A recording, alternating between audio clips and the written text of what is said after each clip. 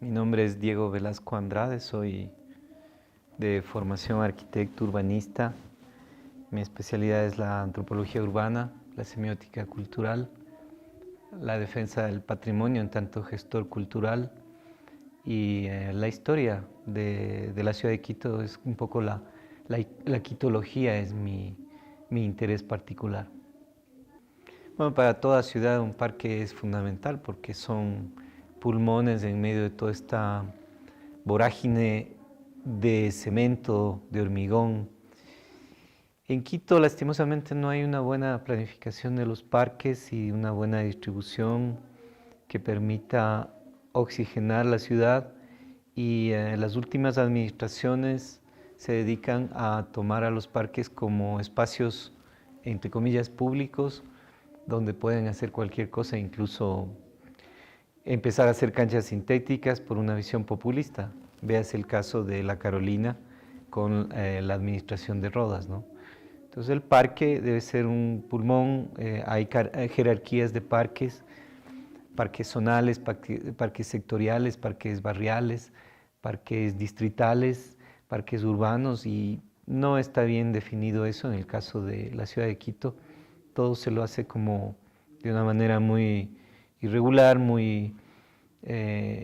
ignorante, yo diría, ignorante en relación a un paisaje cultural urbano, que es lo que deberíamos construir según mi punto de vista, y no una masa de cemento y de aglomeración de seres humanos sin ton ni son, que es un poco lo que hace el capitalismo y hacen las grandes empresas monopólicas, y sus seguidores y sus secuaces, en este caso, son los administradores públicos. Es muy importante. Lo que pasa es que hay que remontarse a la historia urbana del llamado Quito, donde hay una meseta hace unos 10.000, 12.000 años que está tomada como un lago, es una deglaciación y entonces luego siguen las aguas, la escorrentía natural del Pichincha que tenemos al occidente alimentando ese lago y luego parece ser que hay un escape de ese lago en todo este sector que se llama la Quebrada del Batán, que uno ve todavía la relación entre el Huanhuiltagua y Yauqui y el Batán, que es por donde desfoga a los valles. Se va desecando ese lago en la medida en que se van haciendo trabajos de las culturas precolombinas que se llaman humedales, camellones, y se sigue alimentando el lago con la misma escorrentía del Pichincha y canalizando adecuadamente una agricultura hidropónica, podríamos decir, una agricultura vinculada a lo piscícola, a toda una serie de proteína vinculada a lo acuático. Cereales leguminosas que eran un poco algas y mariscos y todo lo que serían crustáceos andinos. No había para nada una cuestión de mamíferos, no habían aquí ni vacas, ni caballos, ni ovejas, ni chivos, ni chanchos. Entonces lo que pasa es que llegan los españoles o los hispanos y cuando no les parece bien que esa es la alimentación y esas son formas de cultivo, hacen sus ordenamientos, sus reducciones, envían a las poblaciones indígenas a situaciones vulnerables, se toman las partes que ellos llaman las partes para el ganado y luego eso vendría a ser digamos, las haciendas con un elemento de monocultivo y de pecuaria que tiene que ver mucho con el ganado vacuno y bueno, los caballos que eran muy importantes, entonces se convierten en sitios de pastos. Al ser sitios de pastos se pierden y sin embargo todavía en la Carolina y en otros sectores en el antiguo Parque Bicentenario, digamos en el antiguo aeropuerto Parque Bicentenario, existen muestras de que existían los camellones, que son unas jorobas sobre las llanuras en las que se cultivaba en humedales y sobre las jorobas y se establecían unos microclimas. Existen todavía y la ignorancia hace que los sigan destruyendo y los sigan aniquilando sin entender, sin comprender qué eran. Entonces, el haber llegado a ser un parque, y el nombre elegido es porque habían espacios luego ya coloniales donde podían llevar a los animales a pastar y entonces les llamaban ejidos y eran comunitarios, pero eran humedales la Alameda, la Carolina, el Ejido, llamado así, el Parque Bicentenario actual, y no se diga en el sur, Turubamba, que todo eso era humedales de un lago, igualmente, y luego las zonas que se llaman de lodo, Turubamba, son pampas de lodo. No se puede ahí construir, se ha construido sobre todo en el sur. En el norte se han mantenido con mucha, digamos, contingencia estos espacios y se los ha ido destruyendo en general sin tener el concepto histórico, cultural necesario y paisajístico tampoco. Digamos, en la historia urbana, a fines del siglo XIX, inicios del XX, se dan operaciones como de avance de lo que sería rebasando lo que llamamos el centro histórico, que no es estrictamente, pero digamos, hay un avance, hay una salida de los grupos cada vez más de mayores recursos hacia el norte. Y entonces se van dando nuevas operaciones urbanas en áreas que van hasta la Colón. Entonces también un paseo de carácter recreativo y como irnos, vamos caminando hasta allá, hasta la puerta de la Alameda, hasta la puerta del Ejido, eran paseos obligados, en la medida que la ciudad, en su concentración urbana, digamos de carácter ya colonial o republicana, se va adentrando en estos sectores que llamamos ahora centro-norte. Entonces se vuelve un sitio, además si tenía mucho paisaje y estaba atravesado por vías, la vía que va a Cayambe, diagonal por la avenida Colombia, 12 de octubre hasta Guápulo, y por otro lado la 10 de agosto, que es la vía hacia Ibarra, Caranqui. Entonces hacen una especie de, como un triángulo, que luego se complementa con la Alameda, y esto era pues un ambiente paisajístico importante. Habían las lagunas, y esas lagunas y el bosque permitían tener una recreación. Actualmente pues cada vez se ha ido destruyendo todo este bosque, incluso el de fines del siglo XIX de eucaliptos, y cada vez es menos atractivo ir allá, y ha perdido ciertos conceptos culturales también que se han ido dando ahí por la proximidad con la Casa de la Cultura, eso desde los años 40 del siglo pasado, ¿no? Claro, en primer lugar que no somos expertos, conocedores de la historia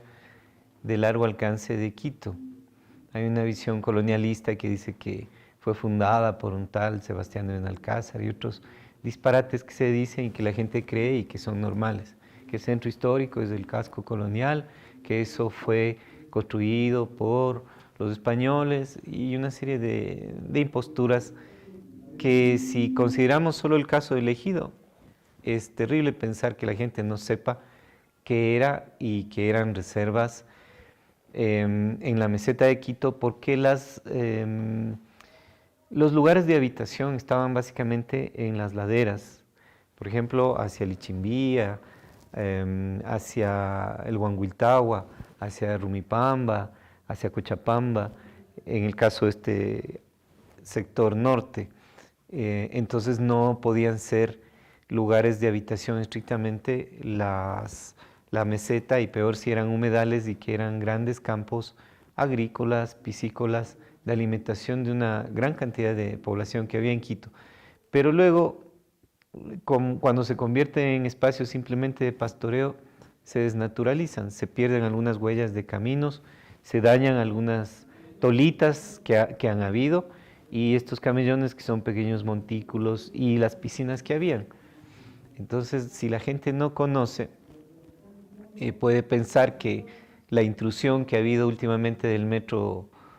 Quito, que es una empresa española,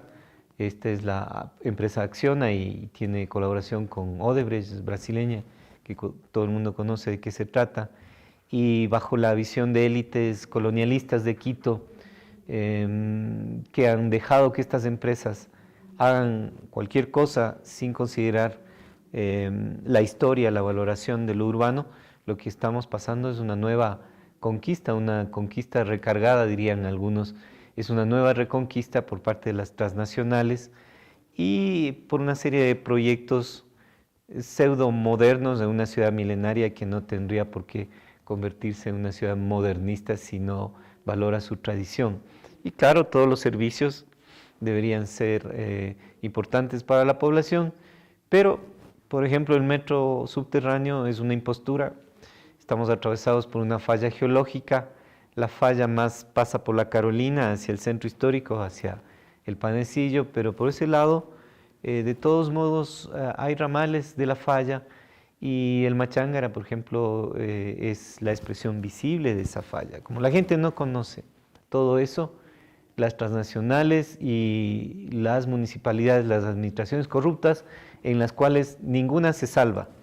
ni Rodas, ni Barrera, ni Moncayo, han hecho soletas con la historia de Quito y han construido a partir de sus intereses simplemente financieros. Entonces se inventan que debe haber un metro subterráneo en circunstancias inadecuadas, telúricas, geológicas, sísmicas de Quito. Y lo que podrían hacer como corredores, más bien biocorredores ligeros, de trenes, de tranvías, de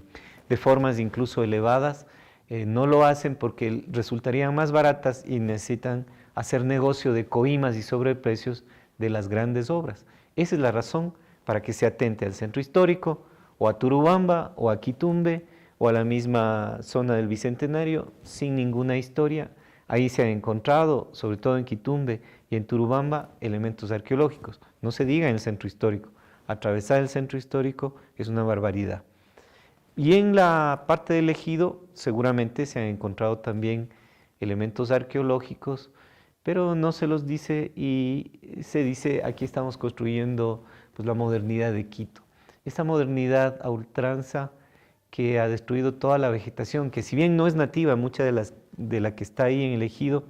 es una vegetación, digamos, impuesta, eucaliptos, ¿no? Especies que no fueron especies originarias nuestras y que han generado sequedad. El ejido es un poco seco, de haber sido humedales se transformaron en zonas secas y esa zona seca con poco pasto, con dificultad porque el eucalipto lo que hace es tragar la humedad, yo creo que genera en la gente también una sensación como de no estar en un área totalmente verde. Se podría trabajar eso con regeneración del paisaje, pero lo que se ha hecho es impactar más, destruir más, han botado una cantidad de árboles y otras especies y eso es parte de la visión de planificación que corresponde a Augusto Rodas, a Mauricio Rodas, pero también le corresponde a Augusto Barrera y también a Paco Moncayo. O sea, los tres últimos al menos son las peores administraciones que considero que han estado en Quito por ignorantes, por ser cómplices de las empresas transnacionales y porque son corruptas.